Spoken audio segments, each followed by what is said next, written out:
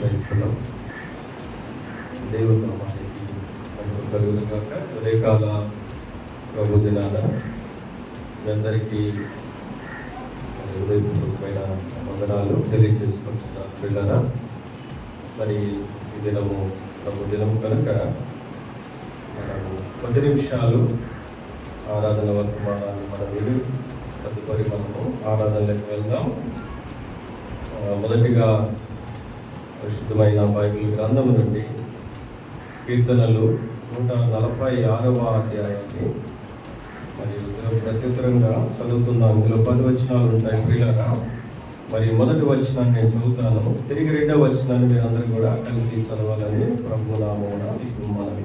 యెహోవాను స్తుతించుడి, నా ప్రాణమా యెహోవాను స్తుతింపుము.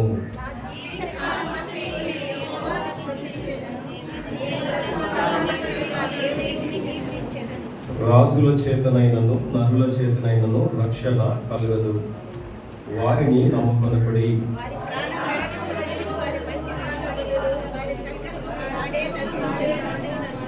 ఎవరికి యాకోబు దేవుడు సహాయకుడును, ఎవడు తన దేవుడైన యెహోవా మీద ఆశ పెట్టుకొనునో వాడు ధన్యుడు.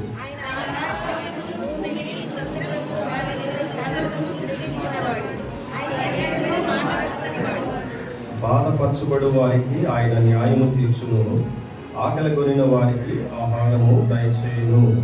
యెహోవా బంధింపబడిన వారిని విడుదల చేయును.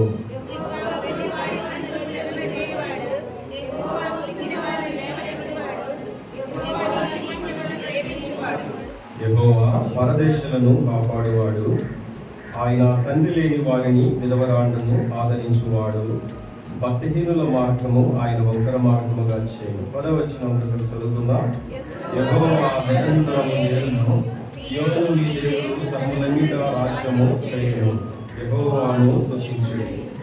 అలాగే మరొక వచనాన్ని మనం చదువుకుందాం. ద్వితీయోపదేశ కాండము 5వ అధ్యాయము 6వ వచనాన్ని అందరం కలిసి చదువుకుందాం. దాసుల ప్రభువైన ఐగుప్తు దేశంలో నుండి నేను రక్షించిన నీ దేవుడైన యెహోవాను నేను తప్ప వేరొక దేవుడు నీకు ఉండదు. దేవుడు సహాయపరిచిన ప్రార్థన స్తోత్రములు రాజ. మరొకసారి నీ పాద సన్నిధికి వస్తున్నాం దేవా. గడిచిన కాలాలు, సమయాలు, దినాలు, క్షణాలు నైనా నేను కనికరిస్తూ వచ్చావు. ఇదిగో 10 మాసాలు నీ కృపలో భద్రపరుస్తూ వచ్చావు.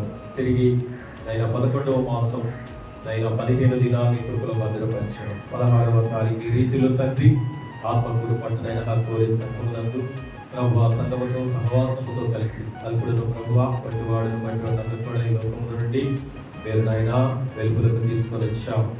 నా తండ్రి నీ గొప్ప రక్షణ ఇచ్చావు. అంతేకాకుండా అత్యల్పుడైన నన్ను కూడా చిన్న పాత్రగా నన్ను వాడుకుంటూ వచ్చిన విధానం బట్టి వందనాలు తండ్రి. ఆ రీతిలో ఇక్కడ చేత వీళ్ళందరిని బట్టి స్తుతిస్తున్నాం. అందరినీ కూడా మీరు రక్షించుకున్నందుకు స్తోత్రాలు, వందనాలు చెల్లిస్తున్నాం. ఇదిగో తిరిగి దినం ప్రభువా ఈ ప్రజల మధ్య, ఈ దాసుల మధ్య, ఆయా సంఘం మధ్య ఇదిగో అల్పుడు ప్రభువా నేను కూడా వీరి మధ్య ఉండడానికి నాకు ఇచ్చిన గొప్ప తరుణాన్ని బట్టి వందనాలు తండ్రి. ఈ సమయంలో నీ ప్రజలతో మాతో మీరైతే ఏమైతే మాట్లాడాలని ఆశపడుతున్నారు తండ్రి, అటు అయినా సత్యమైన నీ మాటలను, జీవం కలిగిన మాటలను బయలుపరచండి. నేనైతే తెలుపుడును ప్రభువా నాకు జ్ఞానము లేదు, తెలివి బుద్ధి లేదు వాడిని, అందుకే నీ వాగ్దానం చేస్తూ వచ్చావు తండ్రి. ఇదిగో పరలోక సంబంధమైన జ్ఞానమును, తెలివి, బుద్ధిని, ఘనతను నేను నీకు ఇచ్చి ఉన్నానని నీవు మాట ఇచ్చావు. అందుకే నా నోట నీ మాటల నుంచి నీ చేతి గడలు ప్రభువాన్ని వేడుకుంటూ చేరి వచ్చిన బిడ్డల కొరకు వందనాలు. చెవిని గ్రహితుల హృదయాన్ని దయచేయండి. మా మధ్య మీరు ఉండండి. మీ ఆత్మ చేత నన్ను బలపరచండి. ఏదైనా నా ఎందుకు ఆయస్కరమైన ఏదైనా ఉందో అయ్యా మరొకసారి జ్ఞాపకం చేసుకుని నిరంతర భవిష్యత్తు తెచ్చి నిలవలకు కడగమని వేడుకుంటున్నాం. ఎందుకు నిలబడుతుంది దాసు నాతో మాతో మీరు ఉండండి. మీ ఆత్మతో నాయనా పరిశుద్ధాత్మతో మమ్మల్ని నిలబెట్టుకోరు. కేవలం నీ కోరగా పాత్రగా వాడుకొని ప్రార్థిస్తున్నాం. చెరువు బిడ్డలను బట్టి రావాల్సిన ప్రియులు బట్టి మరోసారి మీ వైపు చూస్తూ మీ సహాయాన్ని కోరుకుంటూ యేసు క్రీస్తు నామములో దేవా నన్ను నేను తగ్గించుకుంటూ నీ నామాన్ని హెచ్చిస్తూ యేసు నామములో స్తుతించి ప్రార్థించి అడిగి వేడుకొంచున్నాను పరమ తండ్రి. ఆమేన్. క్రీస్తునందు ప్రియులకు మరోసారి ప్రియులరా, మరి వాక్యాలన్నీ కూడా ఉన్నవే. అయితే నాకేంటంటే కొన్నిసార్లు నాకు జ్ఞాపక శక్తి తక్కువ. అందుకని నేను కొన్నిసార్లు నేను మరి రాసుకోవడం జరుగుతూ ఉంటుంది అన్నమాట.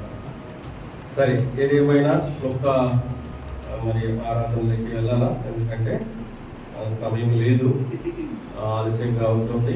తదుపరి దినం ప్రత్యేకంగా మరి చివరిలో కొద్ది నిమిషాలు మరి సంఘముగా మరి ప్రియులు ఎందరో మరి సహోదరి దైవశేఖరాలతో ఉన్న అనుబంధాన్ని పంచుకోవడానికి కొంత సమయము ఇవ్వాలి కనుక నిమిత్తమై మరి క్లుప్త వెళ్ళని నేను కూడా ఆశపడుతున్నాను.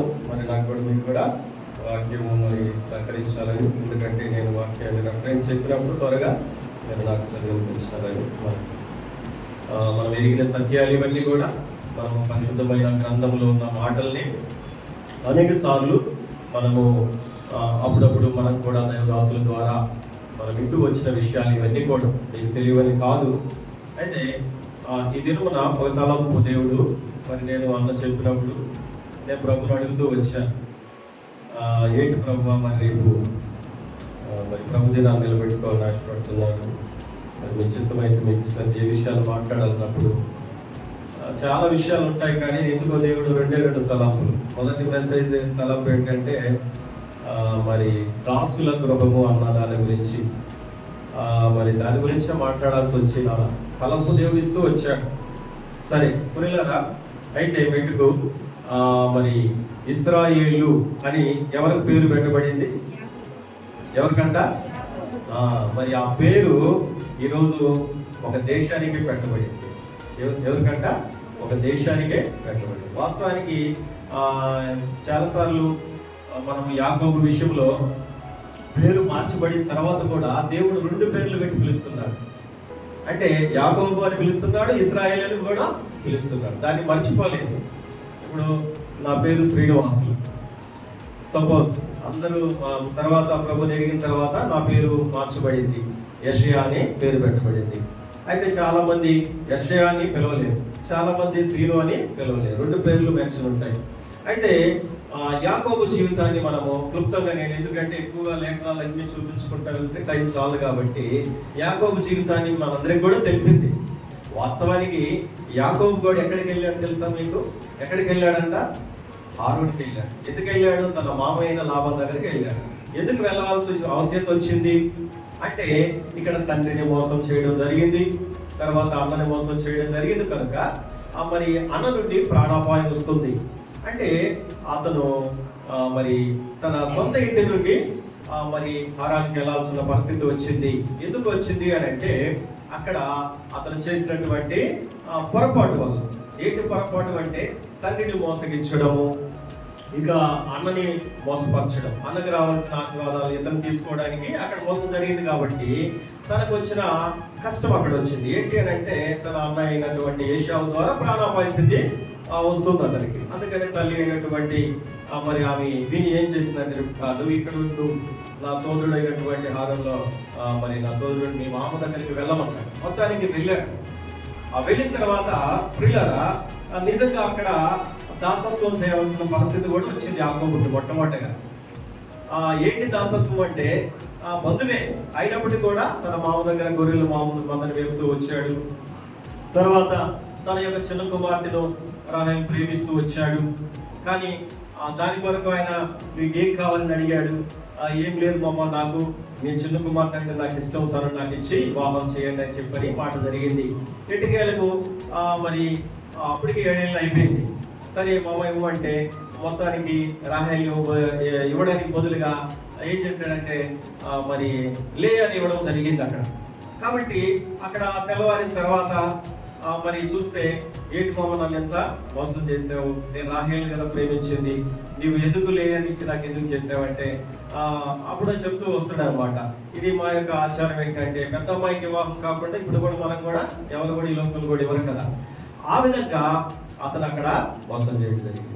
అయితే అక్కడ 7 ఏళ్ళు చేశాడు. అయితే అంటున్నాడు, సరే మరి నేను అన్నిటికి ఇచ్చేట కంటే ఈ అమ్మాయి నీకే ఇచ్చేది మేలు కదా అన్నప్పుడు మరొక 7 ఏళ్ళు అంటే దాసత్వం చేయడం జరిగింది. మొట్టమొదటిగా యాకోబు హారానుకు వెళ్ళిన తర్వాత అక్కడ దాసత్వం చేయడం జరుగుతూ వచ్చింది.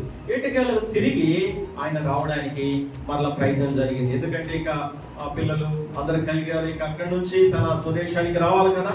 ఎందుకంటే దేవుడు వాగ్దానం చేశాడు, అబ్రహాం, ఇస్సాకు, యాకోబుల దేవుడు కదా ఆయన. అందుకని ఎటుకేలకు వాగ్దానం నెరవేర్పు నిమిత్తమై తిరిగి రిటర్న్ లో కూడా రావడానికి ఇవన్నీ కూడా జరుగుతూ వచ్చాయి. ఎందుకు ఈ విషయం మనం క్లుప్తంగా చెప్తున్నారంటే, ప్రియులారా, మొట్టమొదటిగా యాకోబు అక్కడికి వెళ్ళాడు. సరే, అక్కడ దాసత్వం మొత్తానికి చేస్తూ వచ్చాడు. ఇప్పుడు ఇశ్రాయేలుగా వాస్తవానికి ఐగుప్తుకి వెళ్ళడానికి నిజంగా ఐగుప్తుకి వెళ్ళేటప్పటికి దాదాపు 70 మంది ఉన్నారు. ఎంతమంది ఉన్నారంట? 70 మంది ఉన్నారు. అయితే దేవుడిచ్చిన వాగ్దానం ఏంటంటే అబ్రహాంకి, ఇదిగో ఆకాశ నక్షత్రాలు చూడు అన్నాడు.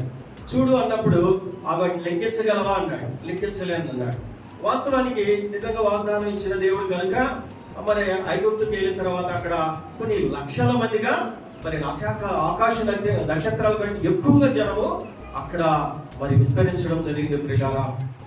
కాబట్టి ఇశ్రాయేలుగా ఎప్పుడైతే యాకోబుని పిలిచాడో, ఇశ్రాయేలు అని పేరు పెట్టాడో, ఆ ఇశ్రాయేలు ఆ యొక్క పేరును బట్టే దేశానికి కూడా ఒక గొప్ప పేరు రావడం జరిగింది.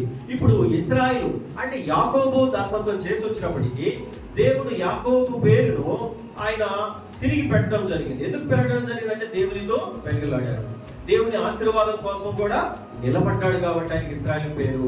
అదే ఇశ్రాయేలు జనము అధికమైన విస్తరించిన జనము మరి విస్తరించిపోయింది అనమాట. ఇప్పుడు ఒక గొప్ప దేశముగా మరి ఇశ్రాయేలు దేశం పేరు పెట్టబడింది. అయితే ఇశ్రాయేలు అనగా యాకోబు సంతానమైనటువంటి ప్రజలు, ఆ ప్రజలు మరి దాదాపు 450 సంవత్సరాలు ఏమున్నారు అక్కడ? చెరగొన్నారు. నిజంగా చెప్పాలంటే 450 సంవత్సరాలు అక్కడ నివాసం చేశారు. మరి అక్కడ ఉన్న ఇశ్రాయేలు ప్రజల యొక్క స్థితి ఎలా ఉంది అంటే, వాస్తవానికి చెరగొట్టుకోవడానికి కారణాలు ఏంటంటే, యెషయా గ్రంథానికి రండి, 33వ అధ్యాయము 22వ వచనాన్ని. యాకోబు, నీవు నాకు మొరపెట్టలేదు, ఇశ్రాయేలు నన్ను గూర్చి నీవు చాలా సార్లు విసిగితివి కదా. దహన బలులుగా గొర్రె మేకల పిల్లలను నా యొద్దకు నీవు తేలేదు, నీ బలుల చేత నన్ను ఏం చేయలేదంట? గనపరచలేదు. నీ నైవేద్యములు చేయవలనని నేను నిన్ను బలవంతం పెట్టలేదు, ధూపం వేయవలనని నిన్ను. కానీ దేవుడైతే ఎక్కడ కూడా మరి తన ప్రజల్ని కూడా ఎక్కడ బలవంతం చేసినట్టుగా మనం చూడటం లేదు. నిజంగా ఎక్కడ కూడా దేవుడు తన ప్రజల్ని లేకపోతే ధూపం వేయవలని ఆ యాకోబుని ఎక్కడ కూడా, లేదంటే నీ దహన బలులు లేదా నీ గొర్రె పిల్లలను ఎక్కడ కూడా మరి ఆయన బలవంతం చేయలేదు. కానీ వీరు చేయవలసింది చేయకపోతున్నారు. ఏంటి చేయలేకపోతున్నారంటే, దేవుడు మరి ఇక్కడ మనం ఇక్కడికి రాద్దాం, ఇక్కడ చూద్దాం. 6వ వచనము, ద్వితీయోపదేశకాండం 6వ వచనంకి వస్తే, దాసుల గృహమైన ఐగుప్తు దేశముల నుండి దేవుడు ఏం చేశాడంట? రప్పించిన నీ దేవుడైన యెహోవా నేను కదా. మరి నన్ను నువ్వు కదా స్తుతించాలా, నన్ను నీవు కదా నువ్వు గణపరచాలా. మరి నువ్వేం చేస్తున్నావు? నువ్వు మొదలుపెట్టడం లేదు. ఈనాడు దేవుడు లోకమనే దాసత్వములో, లోకమనే ఐగుప్తు నుండి దేవుడు మనల్ని కూడా చాలా సార్లు మనల్ని ఆయన మరి ప్రేమించి, నిజంగా ఆయన లోకము నుండి మనం ఏర్పరచుకున్న తర్వాత మనం చాలా సార్లు దేవునికి మొరపెట్టడం లేదు. నిజంగా దేవునికి చెల్లించవలసిన స్తుతులు చెల్లించడం లేదు. దేవునికి మనము కృతజ్ఞతగా ఉండడం లేదు. పిల్లల నిజంగా ఇశ్రాయేలు ప్రజల్ని దేవుడు అక్కడ రప్పించాడు. ఐగుప్తు నిజంగా దాసత్వములో ఉన్నటువంటి వారు, ఐగుప్తులో దాసత్వం చేస్తున్నారు. అంటే చాలని వస్త్రాలు, చాలని ఆహారం, చాలని నీరు, నిజంగా చాలా శ్రమల్లోకి వెళ్ళారు వాళ్ళు. నిజంగా ఎంత భయంకరమైన పరిస్థితుల్లో వాళ్ళు ఉన్నప్పుడు వారి వేదన, వారి బాధను దేవుడు చూశాడు. కాబట్టి దేవుడు మరి మోషేను పంపించాడు. ఆ విధంగా వాళ్ళని విడిపించడానికి మరి అనేకమైన అద్భుతాలు ఐగుప్తులో మరి ఐగుప్తు ఫరో దగ్గర ఎన్నో చేయించాడు. మరి ఆ ప్రజల్ని ఏ విధము చేతనైనను అక్కడ నుండి ఆ దాసుని గృహములు లేదా దాసత్వం అనేటువంటి ఆ గృహములు, ఆ చెర నుండి మరి ఆ ప్రజల్ని బయటికి తీసుకురావడానికి ఎన్నో అద్భుతాలు మోషే ద్వారా చేయించాడు. నిజంగా చేసినప్పటికీ కూడా వీళ్ళు ఏం చేస్తున్నారంట ఒకసారి మనం గమనిస్తే ప్రియులారా, కొన్ని విషయాలు కీర్తన గ్రంథము 106వ వచనాన్ని చూద్దామా? మా పితరుల వలె మేము అవును ప్రియులారా, పితరుల వల్లే వాళ్ళు కూడా పాపం చేశారని చెప్తూ అక్కడ జరగడం చూస్తుంది. ఇంకా వాళ్ళు దేవుని విషయంలో ఇంకా ఏం చేస్తూ వచ్చారని మనం గమనిస్తే 7వ వచనాన్ని చూద్దాం రండి. 7వ వచనాన్ని, ఐగుప్తులో మా పితరులు నీ అద్భుతాలను పిల్లరా తిరుగుబాటు చేస్తూనే వచ్చారంట. రెండవది ఏంటంట, ఆయన కృపా బాహుళ్యాన్ని ఏమాత్రం కూడా ఏం చేయాలంట, జ్ఞాపకానికి తెచ్చుకోలేదు. చూసారా, ఇలాగ దేవుడు అనేక సార్లు మనవులను కూడా ఈ లోకం నుండి ఆయన వేరుపరిచాడు. అనేక సార్లు నిజంగా ఆయన కృప చేత రక్షించబడ్డాం. అందుకని భక్తుడు అంటాడు కదా, అయ్యా జీవం కంటే నీ కృప ఉత్తమైనది. ప్రియులారా, ఆ కృపా బాహుళ్యం ఎంతటి బాహుళ్యం అంటే నిజంగా మనం గమనించవచ్చు. విలాప రాసిన వాక్యాలు 3వ అధ్యాయంలో అక్కడ ఏమంటాడంటే, ఆయన కృప కలిగిన వాడు, ఆయన ఎడతగని వాత్సల్యత మన యందు ఏముందంట, నిత్యము నిలిచి ఉన్నదంట. కనుక మనం నిర్మూలం కాకుండా ఉన్నవారు ప్రియులారా. అలాగే మరి ఇశ్రాయేలు ప్రజల్ని దేవుడు నడిపించడానికి ఎన్ని గొప్ప కార్యాలు చేసినప్పటికీ కూడా ఆయన అద్భుతాలను వాళ్ళు ఏం చేయాలంట, గ్రహించలేకపోతూ వచ్చారంట. ఇంకా వారు ఆ దేవుని విషయంలో ఎలా ఉన్నారని మనం గమనిస్తే 13వ వచనం చూద్దాం రండి. 13వ వచనం, అదే 106. అయినను ఆయన ఎన్నో అద్భుతాలు చేశాడు కదా, ఆయన కార్యాలను వెంటనే వారు ఏం చేశారంట, మర్చిపోయారు. ప్రియులారా, ఈనాడు దేవుడు నీ వ్యక్తిగతంగా, నీ కుటుంబ పరంగా దేవుడు నీ దాసుల ద్వారా వారు ప్రార్థించిన మేర ఎన్నో మేలును నీ కుటుంబంలో ఎన్నో అద్భుతాలు చేస్తే నిజంగా మనం ఏం చేస్తున్నామంట చెప్పాలంటే చాలా సార్లు మనం తిరుగుబాటు చేసేవారిగా ఉంటున్నామంట. నిజంగా చెప్పాలంటే చాలా సార్లు మనం ఏం చేస్తున్నామంట, ఆయన చేసినటువంటి ఆయన కృపను జ్ఞాపకం తెచ్చుకోలేకపోతున్నామంట నిజంగా.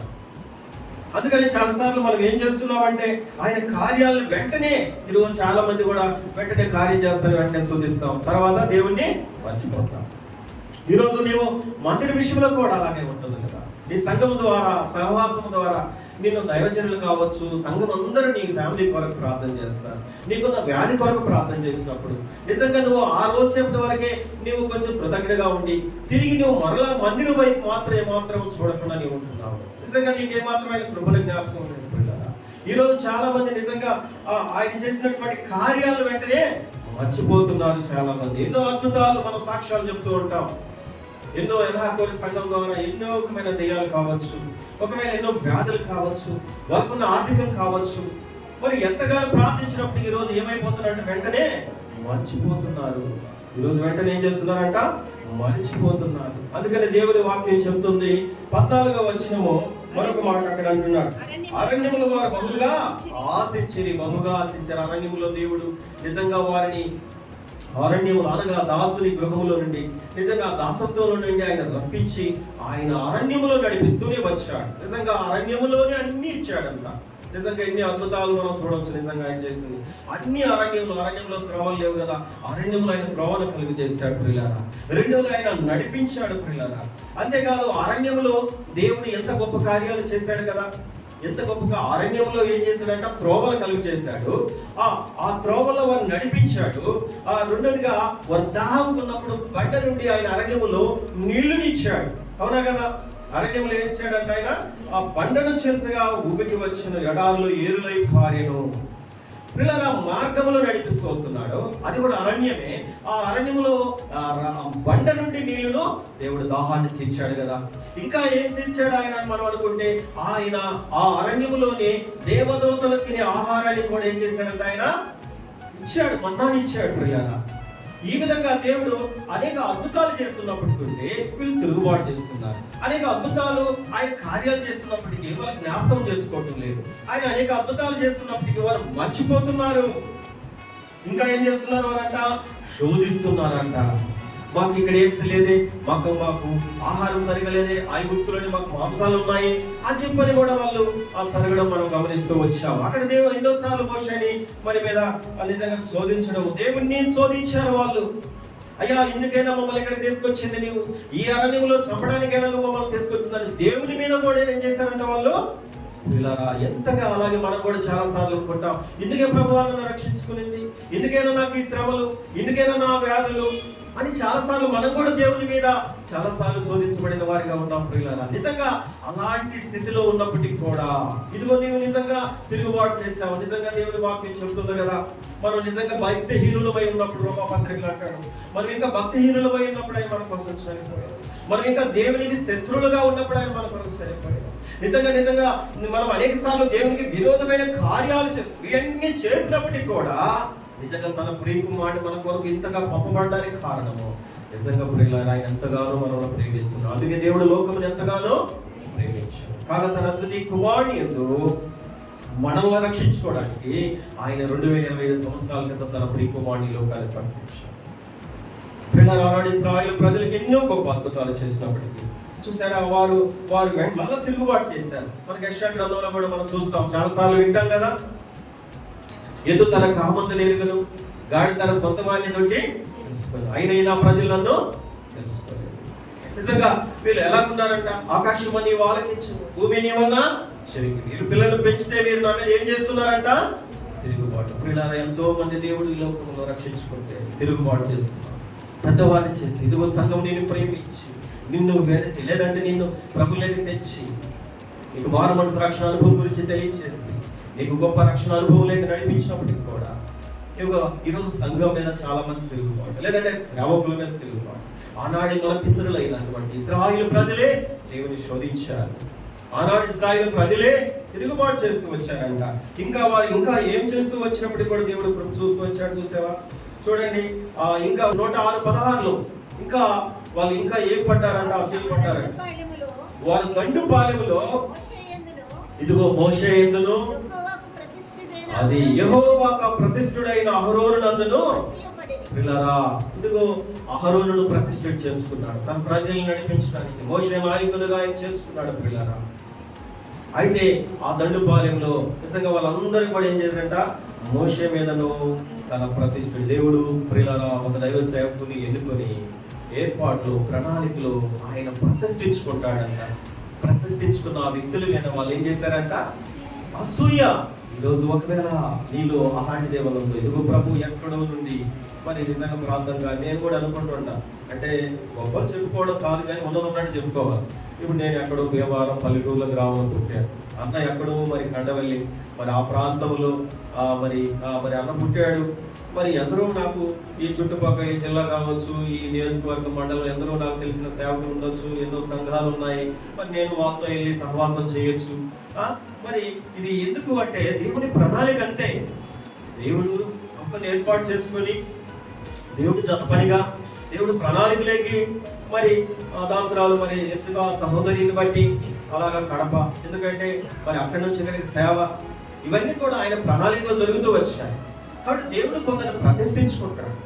మోషేని అహరోను ప్రతిష్ఠించుకున్న వారి మీద ఏం పడ్డారంట, అసూయ. ప్రియ సహోదరిగా ప్రభువు ఒక బిడ్డలు ఏర్పరచుకున్న తర్వాత మనం ఎక్కడైనా ఒకవేళ ఇలాంటివి ఉన్నాయేమో, నువ్వు ఆరాధన పూర్వము ఇంకా నీలో తిరుగుబాటు ఉందేమో, ఒకవేళ ఇంకా నువ్వు దేవుని మీద శోధిస్తున్నావేమో, సనుగుతున్నావేమో, అసూయపడుతున్నావేమో. దేవుని మీదే వాళ్ళు శోధించారు. ప్రతిష్ఠుడైన అహరోను మోషేల మీదే అసూయపడ్డారు. ఒకవేళ అలాంటి మనలో ఇంకా దాగి ఉంటే మనం ప్రభువుని ఆరాధించాలంటే ఏమైనా ఆరాధించగలము? దేవుడు ఆత్మ కదా, ఆయన ఆరాధించిన వారు ఆత్మతో సత్యముతో ఆరాధించాలి. దేవుడు యథార్థవంతుడు, ఆయన పరిపూర్ణుడు, ఆయన పరిశుద్ధుడు కనుక ఆరాధించే మనలో కూడా ఎలా ఉండాలంట, యథార్థత ఉండాలా, మనలో కూడా పరిపూర్ణత ఉండాలి, మనలో కూడా పరిశుద్ధ ఆయన ఆరాధించే విషయంలో. అయితే వీళ్ళు ఎన్నో అనేక సార్లు మరి వాళ్ళ మీద అసూయపడడం జరుగుతూ వచ్చింది. అంతేకాకుండా ఇంకొకటి ఫైనల్ గా వారు ఇంకా అంటే చాలా చేశారు. అంటే ముఖ్యంగా మరి ముఖ్యమైనది ఏం చేశారంటే, నీ దేవుడైన యెహోవా నేనే అన్నాడు. మనం నిర్గమకాండంలో కూడా 20వ అధ్యాయం చూడవచ్చు. అక్కడ నీ దేవుడైన యెహోవా నేనే, నేను తప్ప వేరొక దేవుడు నీకు ఉండకూడదు. ఆకాశం అందే కానీ భూమి మీద భూమి కింద నిలయందే కానీ దేని రూపాన్ని విగ్రహంగా మీరు చేసుకోకూడదు అన్నాడు. మరి వీళ్ళేం చేశారో చూడండి, 19వ వచనం చూస్తారా? 19వ వచనం చూడండి. 106:19 ఇశ్రాయేలు ప్రజలు అది చేసి నేను ఒక్కడే దేవుడు అంటే వీళ్ళేం చేస్తున్నారు చూడండి. హోరేబులో అది వారి దూడని చేయించుకున్నారంట. వారి పోత పోసిన విగ్రహాన్ని ఏం చేశారంటే వాళ్ళు చూసారా, నీ దేవుడైన యెహోవాకు మాత్రమే నువ్వు నమస్కారం చేయాలి. నీ దేవుడైన యెహోవాను మాత్రం నీ పూర్ణ ఆత్మతో, నీ పూర్ణ వివేకంతో, నీ పూర్ణ ఆత్మతో, నీ పూర్ణ బలముతో, నీ పూర్ణ శక్తి, నీ దేవుడైన ఎందుకు ఆయన నీవు మరి నమస్కారం చేయాలా, ఆయన సాగిలు పడాలా? ఇదిగో నిన్ను ఐగుప్తు అన్నటువంటి దాసుని గృహంలో నుండి, ఆ దాసత్వంలో నుండి, నిజంగా అపవాది మరి ద్వారా మనకు మరణం వచ్చింది కదా, హెబ్రీలో రాయబడి ఉంటుంది కదా. మరి మరణం మానవుడికి దేవుడు పెట్టలేదని ఈ విషయం మనకు తెలుసు. కానీ ఎవరి కొరకంట? సాతాను కొరకే మరణం.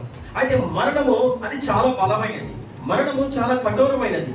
అది నిజంగా అది ఎవరి వశంలో ఉన్నది చెప్పండి? సాతాను వశంలో ఉన్నది. ఇప్పుడు సాతానుడు లోకములో ఉన్నాడు. ఈ లోకమైన ఐగుప్తులు వాడు ఏం చేస్తున్నాడు అంటే బంధించేస్తున్నాడు చాలా మందిని. ఏం ఆదివారం, ఏ ప్రార్థన, ఆడిపోవడం వల్ల నీకు ఏం వస్తుంది అన్నటువంటి విధానంలో వాడిని పట్టేసుకొని బంధించేస్తున్నాడు. అయితే ఆ మరణమనే దాసత్వంలోకి వాడు తీసుకెళ్తున్నాడు. ఆ నిత్య మరణము అన్నటువంటి నిత్య, అది భయంకరమైన బలమైన మరణము, అది నిత్య దాసత్వం అంటారు. ఈ లోకము ఒక పాపము, ఆ పాపము శాపము, అదే మరణము. ఆ మరణానికి తీసుకెళ్ళడానికి లోకం ప్రయత్నం చేస్తుంది. అనేది లోకం మన ఐగుప్తు. ఆనాడు వాళ్ళు కూడా చెరగొన్నారు, అక్కడే తెగుళ్ళు వచ్చి అక్కడే చచ్చిపోవాలని ఆ ఉద్దేశంలో ఆనాడు ఐగుప్తులు ఉంటే. కానీ దేవుడు తన ప్రజల పట్ల వారి వేదన, వారి దుఃఖము, వారి కన్నీరు, వారి ఆక్రందన విన్నాడు దేవుడు. అలాగే ప్రియులారా, మన జీవితాల్లో కూడా దేవుడు మనల్ని విన్నాడు. మన ప్రార్థన లేకపోతే మన విజ్ఞాపనలు, ఒకవేళ నీకున్న శ్రమను దేవుడు చూశాడు. అందుకే తన కుమారుడు పంపించాడు ఈ లోకానికి. ఈ మధ్యాహ్నం వేళ ప్రభును ఆరాధించడానికి. ఇదిగో ప్రభు నేను లోకమనే దాసత్వం నుండి, మరణమనే నిత్య మరణం అనేటువంటి ఆ దాసత్వంలో నుండి దేవుడు మనల్ని వెలుగులోకి తెచ్చాడు. ఒకవేళ లోకములో ఉంటే పాపంలో ఉంటాం, శాపం ఉంటుంది, మరణం ఉంటుంది. ఆ ఒక దినం పాతాళం, ఒక దినం అగ్నిగుండం, అజ్ఞానం, ఆ స్థితికి వెళ్ళాల్సింది నన్ను ప్రభు తెచ్చాడు. నన్ను కూడా దేవుడి లోకంలో దాసత్వంలో ఉన్న చెట్లు పొట్లు, లేకపోతే లోకం అనేటువంటి స్నేహము, ఒకవేళ నా జీవితము ఈ విగ్రహాల నుంచి భయంకరమైన దాసత్వంలో ప్రభు నన్ను కూడా తెచ్చాడు. ఇదిగో మిమ్మల్ని కూడా తేలేదా? మిమ్మల్ని కూడా విడిపించలేదా? మిమ్మల్ని లోకం నుంచి రప్పించలేదా? ఎలా కోరే సన్నిధికి నడిపించలేదా? మీ కొరకు ప్రార్థించలేదా? మీ కొరకు అనేక సార్లు విజ్ఞాపన చేయలేదా? మరి ఈరోజు మనం దేవుని సన్నిధిని, సంఘాన్ని ఎలా మర్చిపోతున్నాం? మర్చిపోకూడదు కదా. అందుకని వారు అలాంటి భయంకరమైన పరిస్థితులు చేశాడు. అందుకని దేవుని వాక్యం చెబుతుంది.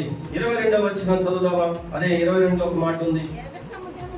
ఎర్ర సముద్రమునందు భయం పుట్టించు క్రియలను చేసిన తమ రక్షకుడైన దేవుని ఏం చేశారంట? ఇదిగో నీ కొరకు రక్షకుడు ఈ లోకానికి పుట్టాడు కదా. మరి నీ పాపములు నా పాపం తీసివేయడానికి నీ లోకానికి వచ్చాడు కదా. ఆయన మనం జ్ఞాపకం చేసుకోవాలి కదా. అందుకే దేవుని వాక్యం చెబుతుంది, ఆయన నిన్ను రప్పించిన దేవుడు. ప్రియులారా, ఆయన నిన్ను ఐగుప్తు దాసును రప్పించిన దేవుడు, నీకు నీళ్లను తెప్పించిన దేవుడు, నీకు ఆహారమును ఆయన కురిపించిన దేవుడు, అన్నాహారాన్ని ఇచ్చిన దేవుడు. అంతేకాకుండా దేవుడు నిన్ను మరి చక్కగా ఆయన సన్నిధికి నేను ఈ రోజు వరకు నడిపించిన దేవుడు. అందుకే రప్పించిన దేవుడు, నేను నడిపించిన దేవుడు, నిన్ను దాహం తీర్చిన దేవుడు. చూసావా, అన్ని కూడా నీ దగ్గరికి ఆయన తెస్తున్నాడు. అందుకని దేవుడిని ప్రేమించే వారికి సమస్తమును సమకూడి జరుగుతున్నవని యేసుక్రీస్తు మహిమగల దేవస్థానం. ప్రియులారా, నీకు గొప్ప రక్షకుడు మన కొరకు ఆయన ఈ లోకంలో 2000 సంవత్సరాల కొరకు ఆయన మీ కొరకు నా కొరకు జన్మించాడు. మనకే దగ్గరికి ఆయన రక్షణ ఇచ్చాడు.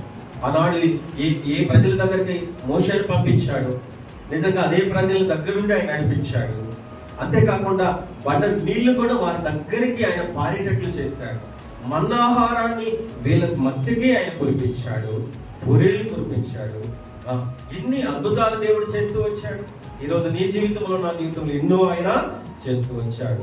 ఆయన చేసిన మేలు మనం నిజంగా జ్ఞాపకం చేసుకుంటే, నిజంగా ఒక మాట నేను చెప్పి నేను ముగిస్తాను, ఆరాధనలోకి వెళ్దాం. ఆయన చేసిన మేలు ఒకసారి మనం గమనిద్దాం. అందుకని ఆయన చేసిన మేలుకు నేను ఏం చేయాలన్నది మనము కొన్ని మాటలు నేను గుర్తు చేసి నేను ముగిస్తాను. ద్వితీయోపదేశ కాండంలో మనం గమనిస్తే 5వ అధ్యాయం 12వ వచనం ఆ మాటలు మీకు జ్ఞాపకం చేసి నేను ముగిస్తాను. నీ దేవుడైన యెహోవా నీకు ఆజ్ఞాపించినట్లు నీ విశ్రాంతి దినమును ఏం చేయాలంట? అది ప్రియులారా, పరిశుద్ధంగా మనం ఆచరించాలా. ఏదో ఆశామాషగా కాకుండా దేవుడు నిన్ను ఐగుప్తు యొక్క ఆ దాసత్వం నుండి బయటికి విడిపించాడు. అంతేకాకుండా నేను నడిపించాడు, అరణ్యం త్రోవలు కలిగి చేశాడు, ఆ నీళ్లు వస్తూ వచ్చాడు, దాని మీద నీకు ఆహారం తీరుస్తూ వచ్చాడు. ఇన్ని అద్భుతాలు నీకు చేస్తూ వచ్చాడు. ఒకటి కాదు, ఆయన చేసిన మీరు ఎన్నో ఉన్నాయి. నిజంగా ఇవన్నీ మనం ఈ రోజు లెక్కించలేం కదా.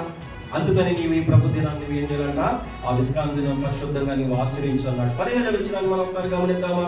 అదే 5:15 నీవు నీవు ఐగుప్తు దేశమందు దాసుడవై ఉన్నప్పుడు నీవు దాసుడువై ఉన్నప్పుడు నీ దేవుడైన నీ దేవుడైన యెహోవా బాహుబలము చేతను నీ బాహుబలము చేతను చాచిన చేతి చేతను నిన్ను ఏం చేశాడని అక్కడ నుండి అది ప్రియులారా నిన్ను రప్పించినని జ్ఞాపకం చేసుకో. దేవుని నీవు ఆయన విశ్రాంతి దినాన్ని నీవేం చేయాలంట? పరిశుద్ధంగా ఆచరించాలా. రెండవది ఆయన బాహుబలం చేత సాచిన చేతి చేత నిన్ను రప్పించిన దేవుని నువ్వేం చేయాలా? ఇదిగో దేవుడు నీ పక్షాన్ని ఇన్ని మేలు చేశాడు. కరాకోరు సంఘము ద్వారా, ఆ యొక్క సంఘ సహవాసము ద్వారా, ప్రార్థన ద్వారా దేవుడు నిన్నింతగా మేలు చేసినప్పుడు నీవు ఈ దినాన్ని, పరిశుద్ధ దినాన్ని నీవు ఆచరించగా ఎలాగా? ఈరోజు చాలా మంది కూడా లోకాన్ని ఆచరిస్తూ ఉన్నారు. లోకంలో ఉన్న వాటిని జ్ఞాపకం చేసుకోవడానికి పరిగెత్తుతున్నారు, కానీ ప్రభు మనల్ని ఎంతగా విడిపించాడు, నడిపించాడు, రక్షించాడు అన్న ఆలోచన కూడా లేదు ప్రియులారా. అందుకని దేవుని వాక్యం 6వ అధ్యాయంలో కూడా ఒక మాట రాయబడి ఉంది. 4-5 వచనాలు ఏముందంట? ఇశ్రాయేలు వినుము, మన దేవుడైన యెహోవా అద్వితీయుడగు యెహోవా, నీ పూర్ణ హృదయముతోను, నీ పూర్ణ ఆత్మతోను, నీ పూర్ణ శక్తితోను నీ దేవుడైన యెహోవాని ఏం చేయాలంట? ప్రేమించాలా.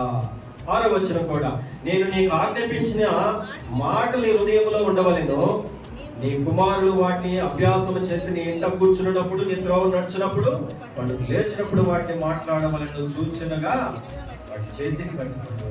ప్రియులారా, మరి ఇక్కడ అంటున్నాడు, నీకు ఆజ్ఞాపించిన అన్నిటిని హృదయంలో దాచుకోవాలి. దేవుడు చేసిన ప్రతి మేలును అందుకే హృదయంలో తలపోసుకుంటూ దేవుని హృదయాంతరానికి విరిగిన హృదయంతో నీవు దేవుని ఆరాధించాలని ప్రభు కోరుతున్నాడు. అందుకే 12వ వచనంలో కూడా ఒక మాట అంటాడు. 6:12 అంటాడు, దాసుల గృహమైన ఐగుప్తు దేశంలో నేను రప్పించిన మరవకూడదు, నీవు అందుకు మరవకుండా నువ్వు జాగ్రత్త పడవు. దేవుడు నేను లోకముల నుండి విడిపించాడు, నీ గొప్ప రక్షణ ఇచ్చాడు. దయచేసి నువ్వు మరవద్దు.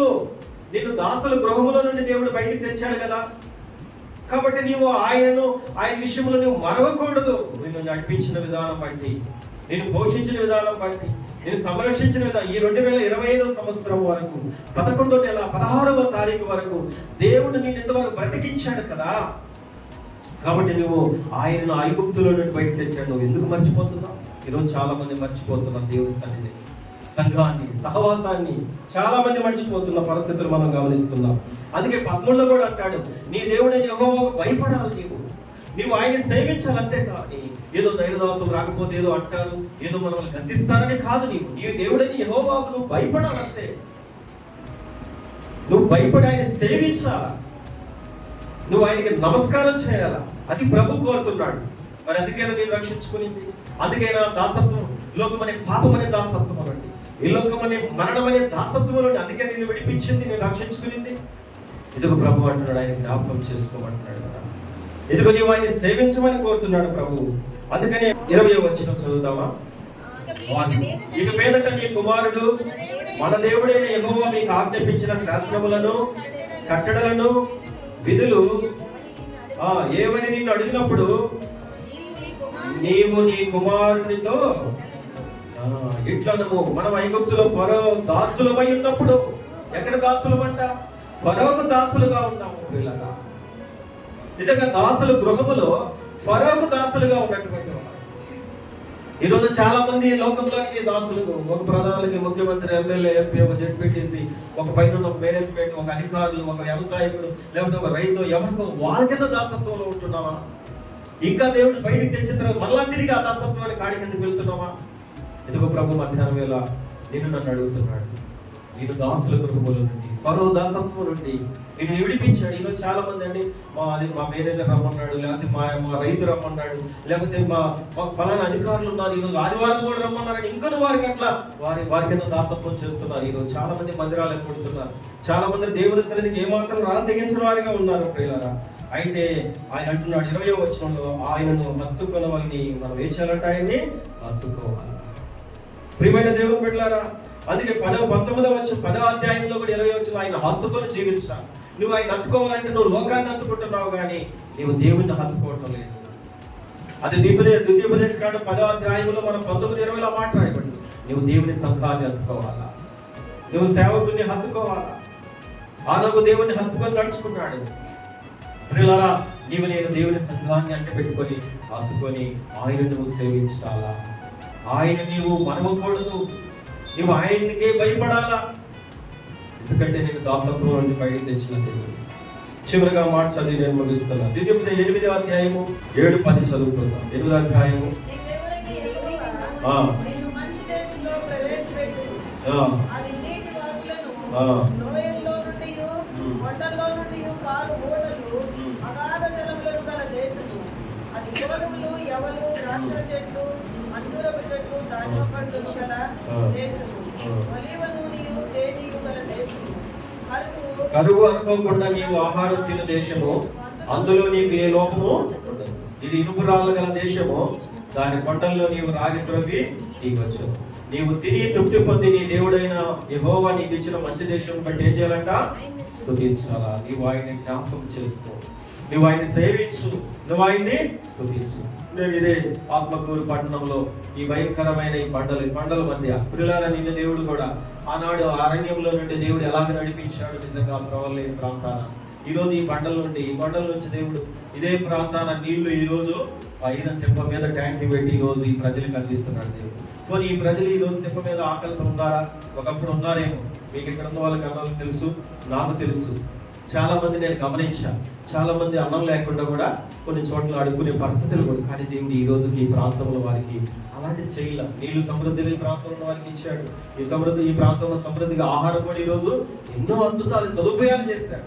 ఈరోజు దేవుడు నిజంగా ఈ ప్రాంతాన్ని కూడా ఆయన ప్రేమించి దేవుడు తన యొక్క సేవకుని ప్రతిష్ఠించుకొని ఈ ప్రాంతంలోకి తెచ్చి మీ కొరకు, మనందరి కొరకు ఈ ప్రాంతములో మన ఆత్మీయ మరి జీవితాన్ని లేదా ప్రభు యొక్క రాజ్యం కొరకు సిద్ధపడడానికి దేవుడు ఇక్కడ దైవదాసులు తెచ్చాడు.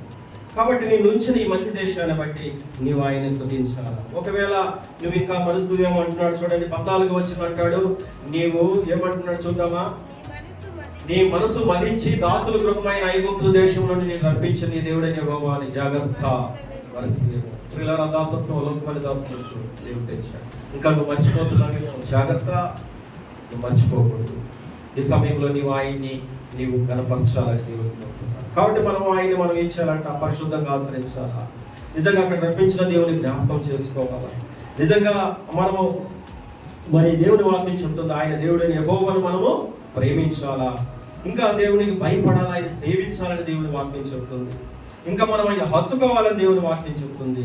ఆయన మనము స్తుతించాలా. ఈ మధ్యాహ్న వేళలో దేవుడు నీ వ్యక్తిగత జీవితాన్ని లేదా నీ కుటుంబ జీవితంలో నీకు ఇచ్చిన రక్షణ బట్టి, దేవుడు చేసిన నీ మేలును బట్టి, దాసుల గృహమైనటువంటి ఐగుప్తు నుండి ఇశ్రాయేలు ప్రజలు ఏ విధంగా దేవుడు అనేక సార్లు వారిని ఎన్ని శోధించినప్పటికీ, తిరుగుబాటు చేసినప్పటికీ మరి దేవుడు వారిని క్షమించి వారిని నడిపించాడు. ఈరోజు నీవు నా జీవితంలో అనేక సార్లు మనం దేవునికి వ్యతిరేకంగా ఉన్నాం, సేవకులకి, సంఘానికి వ్యతిరేకంగా ఉన్నాం. ఒకవేళ అలాంటి ఇంకా మనలో ఉంటే మరి వాటిని మనం ఒప్పుకొని విడిచిపెట్టి నిజంగా దేవుని ఆరాధించడానికి ఏదైనా మనం సంసిద్ధపడదాం. దేవుడి మాటలు మన మధ్య దీవించి ఆశీర్వదించి బలపరచుగాక.